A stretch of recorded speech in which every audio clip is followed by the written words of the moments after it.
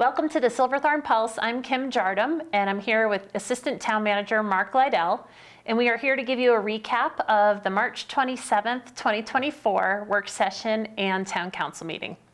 So thanks for being here, Mark. Thanks for having me. So first item up on the work session agenda, I just wanted to mention that there was an update from you to Council about the 2024 senior class scholarships from the town of Silverthorne. And so we're really excited. We were able to award 26 students $50,000 in 2024. So we're just so proud of the class of 2024 seniors. We wish them the best, and we're excited to also celebrate them on Wednesday, April 3rd at Scholarship Night at Summit High School, along with the other seniors of the class of 2024 who are outside of the town of Silverthorne. So it'll be a really special night, but we wish them all the best. So it's great that we had so many applicants this year. It is. The number jumped from 18 last year to 26 eligible applicants this year. There were even more than 26 applicants, actually, just a few that were outside of our town limits, unfortunately. But yeah, 26. It's, I think, our biggest senior class ever. That's great. So, yes.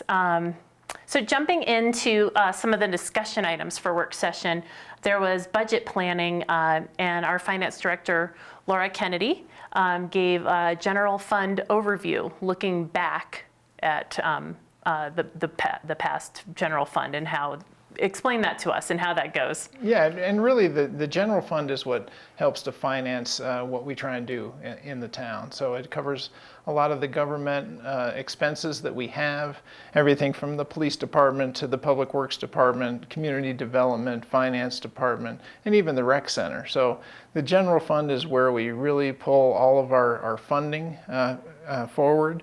And so one of the primary things that we see within the general fund is where those revenues come from. And so this was an overview to give to town council to say, yes, we don't have a property tax in town. So therefore, sales tax revenue is where we see the majority, or over 50% of our funding comes from sales tax revenue. So I think some of the other key pieces to keep in mind is that we have about a $23 million budget. So we have $23 million that is in the budget for this year. And that's for revenues, and we spend about $22 million. So we're always within budget. And so we wanted to make sure that the town council had an overview and an understanding of the general fund budget because we are headed into a 2-year budget cycle. So this 2-year budget cycle will be the opportunity for us to plan out into 25 and 26. And so we wanted to have an understanding as to where we stand in 2024. Great, excellent. So the next item was related to sustainability, and we have a rebate program. It's a mouthful, isn't it? Yeah. Sustainability rebate program. And there was an update given to us by Christy Diagati, our new sustainability coordinator. Yeah, and Christy, being our sustainability coordinator, is working very closely with HC3, High Country Conservation Center, on a lot of these various rebates. But one of them that I thought was really important to give an update on was Solarized Summit. This is where the town helps with a rebate for those who would like to put solar panels on their roof. And so we've had a variety of people be able to take advantage of that. So we've issued 3 of those rebates, but we have 8 people that are on the waiting list. Wow. So that's one of the programs. Another one is Energy Smart Colorado, which also is another rebate program that we do offer for heat pumps and those types of things. That one still has some funds available that might be out there for Silverthorne residents to be able to take advantage of. Another one is Resource Wise, and that's for our business community. So the town has funded those sustainability programs to the tune of $30,000.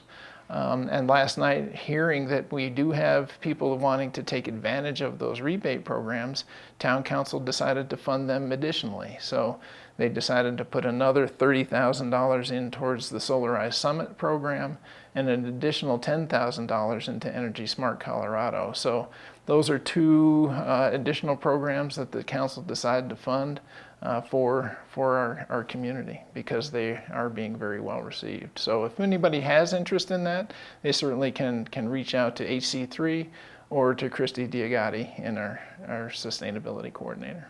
Excellent. It's exciting to hear the support from council for our sustainability efforts. Absolutely. That's great. Were there any other reports or updates during work session? That was it. That was we all? had Okay. a pretty short work session. Great. So moving into the regular meeting, the council meeting, the first item on the consent calendar was a resolution supporting the Blue River Watershed Group in their grant application. And this is an application that would fund sustainability efforts for the Blue River, correct? Yeah, the Blue River Watershed Group is actually doing habitat restoration, if you will. So a portion of the river that's in town, and also a portion of the Blue River that's north of town.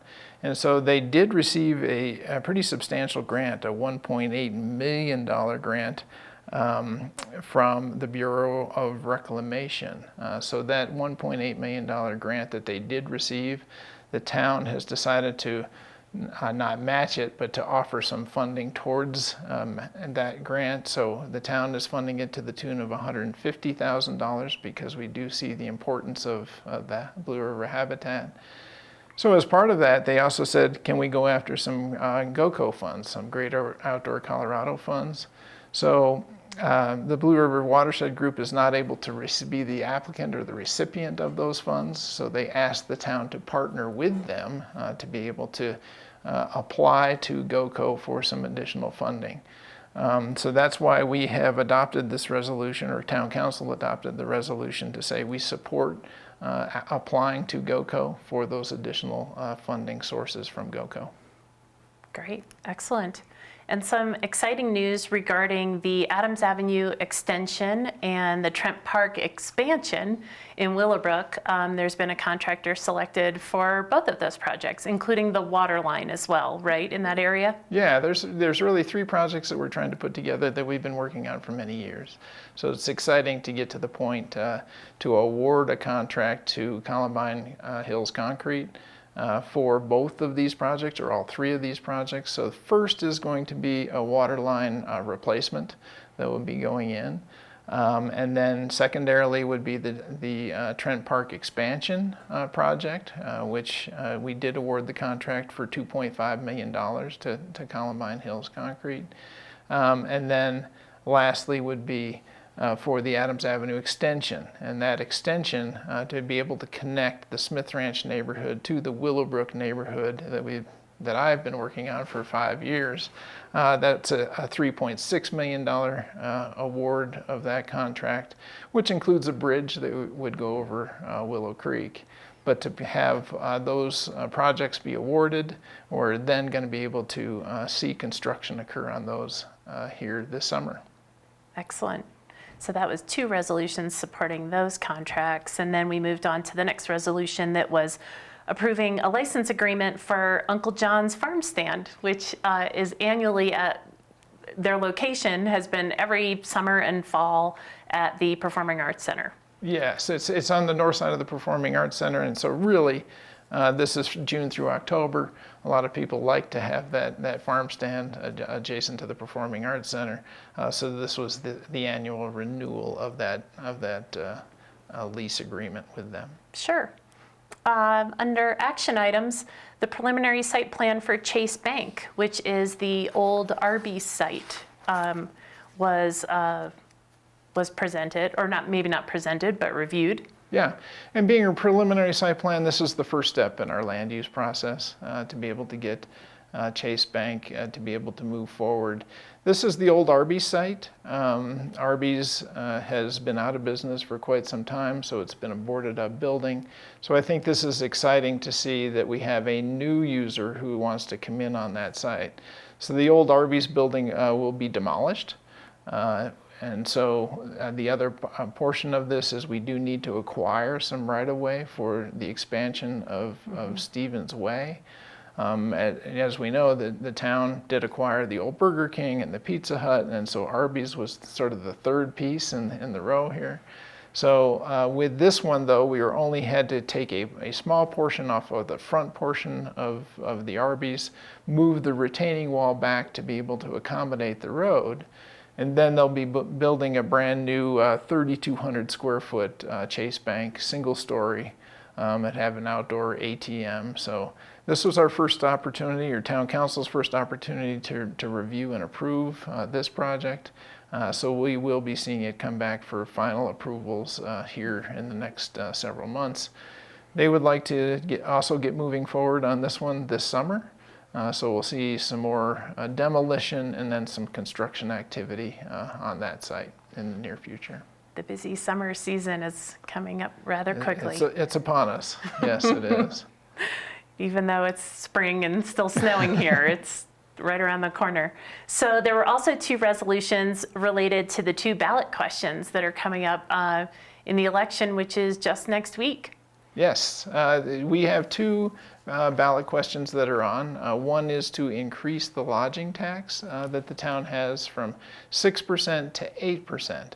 And I think one of the reasons that we want to request for this increase in lodging tax is we're seeing a number of visitors who are coming into the community that certainly do have impacts on the community, whether it be from the rec center or streets and roads or the police department. So in doing a facilities master plan, we certainly understand that there are 2 needs that the town does have. One is for expansion of the rec center. So we've done some concept plans to say what that would look like. The other is to do a purpose-built police facility. And so that facility is not in design just yet, but we said in order to be able to have enough funds to be able to build some of these larger construction projects that we have, we decided to go back to the voters to ask for an increase in the lodging tax from 6% to 8%. The other one is certainly transportation improvements. As we just mentioned, having a $3 million project to do a small section of road, we have a lot of road connections that we would like to be able to do. So having these big ticket items out there is important to be able to find a financing mechanism to be able to make them happen. So that was one. So the town council did adopt a resolution saying that they support the increase in the lodging tax from 6 to 8%. The second one that's being proposed for voters' consideration is for a $50 million bond to be able to take some of the funds that we annually receive. These would be our Housing 5A funds that we do receive. We receive about $3 million annually, but to do a large-scale workforce housing project, it takes significant monies to be able to do that. So over the next 25 years, we're going to be accumulating $3 million annually. But if we want to do a large-scale project, we are asking the voters if we could have the ability to borrow against that $3 million revenue stream up to $50 million. We don't have anything on the books as of yet as to what we would like to pursue, but at least this would give us the opportunity to be able to say, we have funds available, so should something be available for us to be able to go purchase, acquire, build, whatever it might be. Because as we know, workforce housing is one of those critical needs that we have within the community, and so having those funding sources available would be very important. Definitely. So we look forward to the results of the election next week. Absolutely. We'll see what happens. Yeah.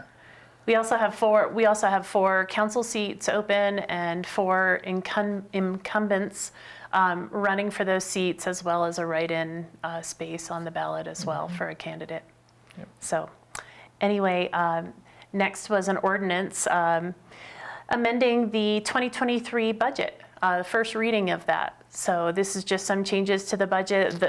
It'll come back to second reading, I imagine, in April or Yes. May. Yeah, second reading for this ordinance would be come back in April, but primarily this is as we see things change. We can't always predict what the future is going to hold when it comes from a budgeting perspective. So this was the opportunity for us to make some amendments to the 2024 budget. One of the key things is we always have a number of projects that we don't get to, which is surprising. So we roll those funds forward. So things that we didn't accomplish in 2023 that we would like to get accomplished in 2024, we roll those funds forward to say, okay, can we have the funds available this year? And then there's always items that come up that we have not budgeted for. Because we did a 2-year budget and it was quite a while ago. So having some of those things that we would like to be able to pursue, we need to be able to amend the budget to accomplish those items. So a lot of those are pretty easily funded within. It's not a huge amount so that we're looking at, but we certainly want to make sure that we are able to get some of those things accomplished. One of the key issues that we're certainly looking at is our police department. Staffing levels is critical, so we want to make sure that we have the appropriate funding to be able to staff some of those positions. The other thing is certainly capital projects that may be out there. We certainly talked about acquiring Pizza Huts and Burger Kings and some of those things that are out there, and those opportunities don't come along very often. So we want to make sure that we have the opportunity and the funds available to do that and make sure they're within the budget. Excellent. Sounds like a very productive evening. Yes, it was. So I think that's all from us for this time. And so we will see you all back here next month in April. Thank you so much for joining us.